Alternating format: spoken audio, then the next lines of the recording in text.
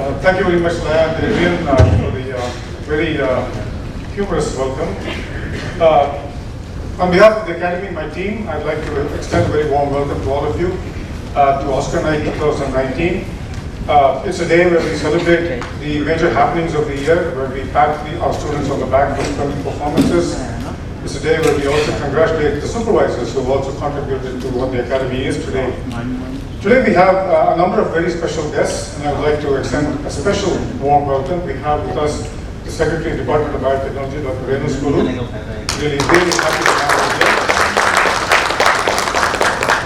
here. We have, of course, other members from the Department of Biotechnology, Dr. Suresh Diwan, Dr. Meenakshi Munshi. Again, welcome. Thank you for coming here. And all our industry sponsors. For the first time, we've had Dr. Ajit Sapre come in. He's a CTO for Reliance. Thank you so much, Ajit, for being here. Mr. Mukundan, an old friend, my former boss from Tata Chemicals, and a great supporter for the Academy. Mukundan is here. Thank you for coming. Another old friend from the Tata days, Mr. Prasannath Rao, who is now currently the CHRO for Coromandel International. He has flown down specially from Hyderabad for this event. Thank you for coming, Prasannath. Dr. Anand Mole from Coromandel International, another key supporter for the Academy. Mr. Vinod Kumar, the MD of String Bio, an exciting startup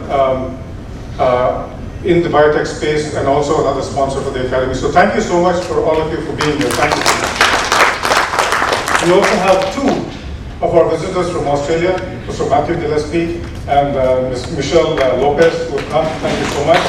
And I'm glad that they have made that significant shift, the cultural shift, and coming in Indian attire. I feel terribly out of place in this time. I'm really sorry for this group up. Anyway, but before I begin talking about the year that was, I think the most important thing is to congratulate the 23 graduates who have recently got their degrees. And I understand that the whole issue of the IITB-Monash has sorted out, so everyone is satisfied a lot. So congratulations to all of you. Well done. And you joined a swelling number of alumni. I think we're now at about 111. And you will be the face of the Academy. You are the ambassadors of the Academy. So keep the flag flying high and maintain your connection with the mothership. So it's a standard message that I give every time. But I think it's worthwhile recounting or remembering what Mr. Nandan Nilekani said yesterday about the fact that your stay in IIT Bombay is in many ways a defining stage of your career. He said that pretty much everything that he's done afterwards in the corporate world, in government, traces its origins to what he did when he was at IIT Bombay. So please remember that and take those learnings with you and do wonderful things. And we're going to be known by what you do from now on. This year is really special. As you can see on the slide, we have a number of names, industry names on this particular slide. For the first time, I think that I can recollect, I mean, I've been around for the last 5 years now, 5 Oscars. Every single award is now sponsored by an industry. As you can see, Thermo Fisher has sponsored, Tata Chemicals has sponsored, Reliance has sponsored a prize. Big Five, another startup, they sponsored the t-shirts in the Academy, String Bio, the MD right here. We're really delighted that we can have this level of contributions from industry. So again, I think I'd like you to join me in a round of applause for all our sponsors. We're particularly happy that our interactions with the startups are going so well. So String Bio, Big Five, ICM, and we see as we go forward, of course, we will grow our relationship with the bigger companies, but we see a lot more happening with startups. I think that's worth noting, and I'm sure that we're going to see much more as we go forward.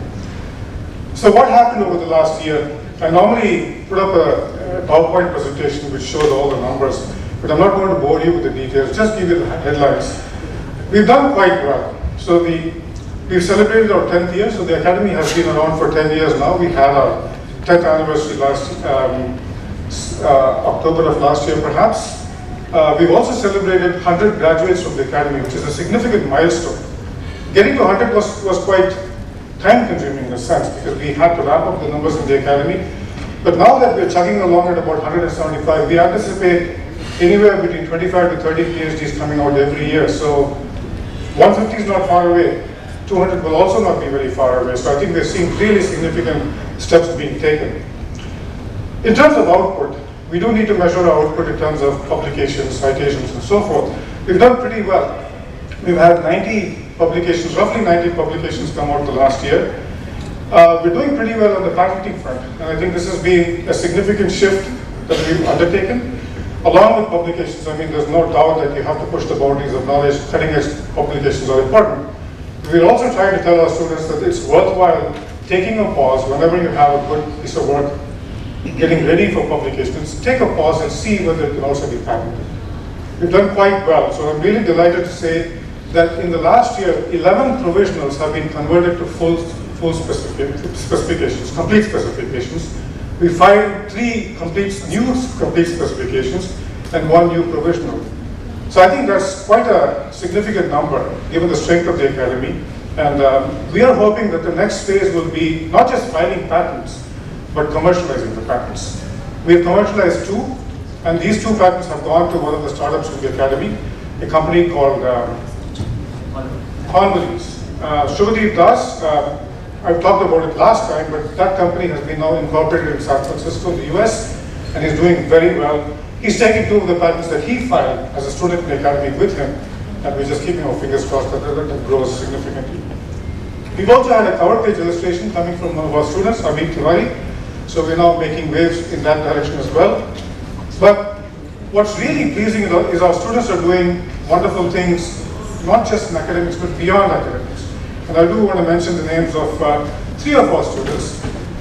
Mr. Pramanta Tagore, who played last year, if you recollect, he played the Sarod. It was a small performance by him. He's been selected for the Indian Council for Cultural Relations, the panel. So he's now empowered in that panel, which means that he can travel globally and he'll be supported by the ICCR wherever he goes internationally for his Sarod performances. He's doing a significant amount of work in the area of music. Again, the first PhD in the Academy, which focuses on music knowledge. 3MTT, we've talked a lot about the 3MTT over the last few days. Our students are doing really, really well, not just in the competitions that we hold in the Academy, but in international competitions as well. Rahul Raj participated in the 3MT competition in Australia at Clayton, and he won the first prize, civil engineering. He was not only the judge's first prize, but he was also the audience choice, which means that he also has a very nice way of delivering. Karuna Veeramani won the second prize in the department, materials engineering department, so she's also done quite well. And Nitya Priya, I don't know whether she's here, she's won the second prize in the 3MT the competition in an international conference in Japan. So our students are really doing well outside of pure academics. The other significant thing that we had was we had the DBT review of the PhD program. And let me just take a minute to talk a little bit about the DBT interaction that we had. We put in a proposal for funding of PhDs to DBT about 2 years ago, and thanks to the strong support that we've enjoyed from Dr. Devasuru all along, we were successful in the proposal, and the DBT is supporting 65 PhDs in the Academy over a period of something like 10 years. And the quantum of support is 19.3 crores. It's not an insignificant sum of money, which means that there's a vote of confidence in the Academy. But we had a review. We had Dr. Suraksha Dewa, Dr. Munshi, and a couple of other external experts who did a review on June 14. And I believe that the review was quite successful. They reviewed not just the methodology that we follow in the PhD program, but also interacted with our students who were supported by the DBT, and the feedback was very, very positive. And we're looking to innovate on those partnerships. It could be a PhD program. Commercialization could be a next logical step to go, and we'll see how the relationship evolves over a period of time. Thank you so much for your support to the Academy. I think it's been really, really important. Now that's what happened, and I think we've done well. There have been some downs as well. It's not ups all along, but we're an optimistic lot in the Academy. We tend to focus on the ups rather than the downs. And overall, it's been quite good, positive. So we've had a lot of good things to talk about. And I've shared with you some of the snapshots. If I were to do a little bit of crystal ball gazing, what are the challenges that I face, my team faces, indeed we all face? One of the challenges is how do we push up the numbers in the Academy? We're now at about 180, which is in itself to me a significant strength. But how can we move the needle? We've always said from day one that this is a very industry-oriented PhD program.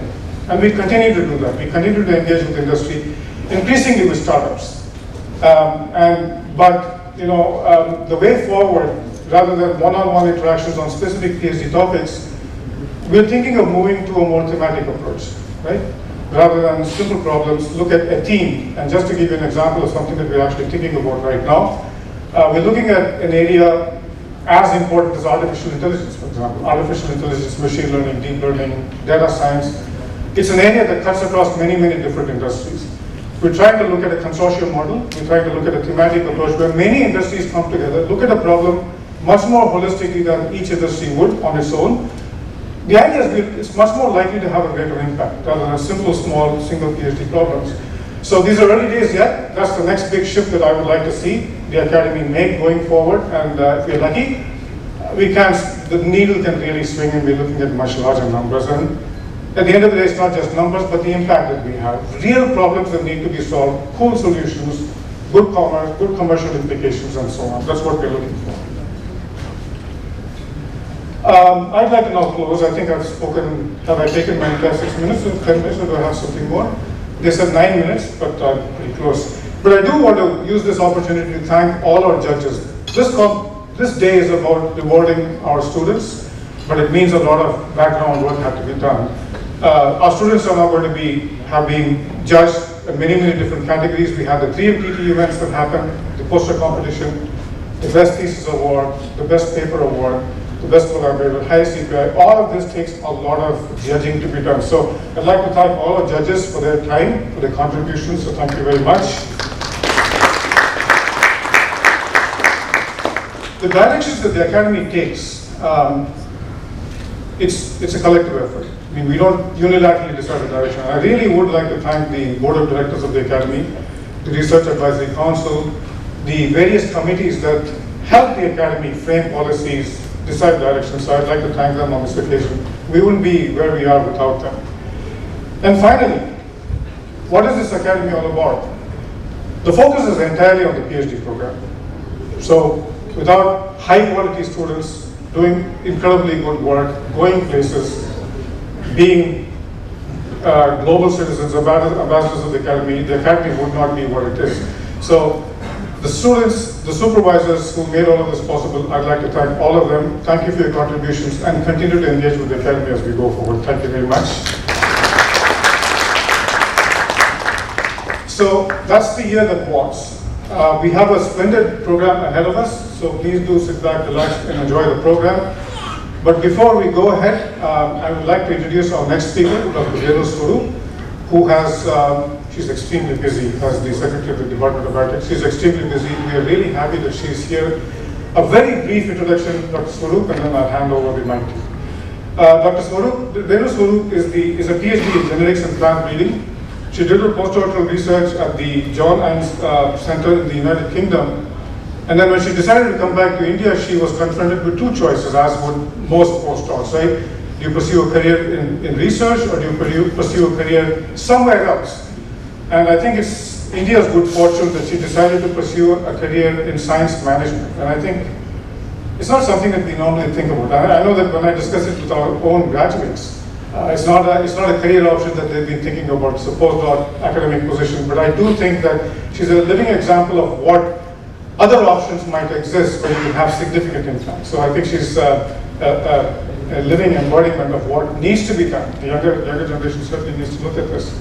She's been involved in various strategic policy making documents. She was involved in the number of them, the National Biotech Development Strategy in Science Management, the Biotech Vision document over the years.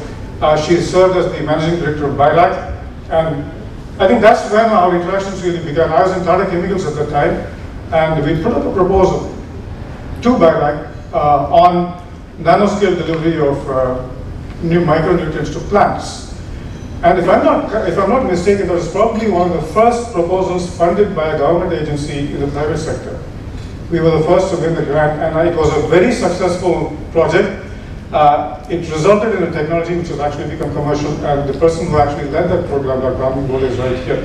So our interactions go as far back as that, and it continues. So with that, I would like to once again thank you all for being here.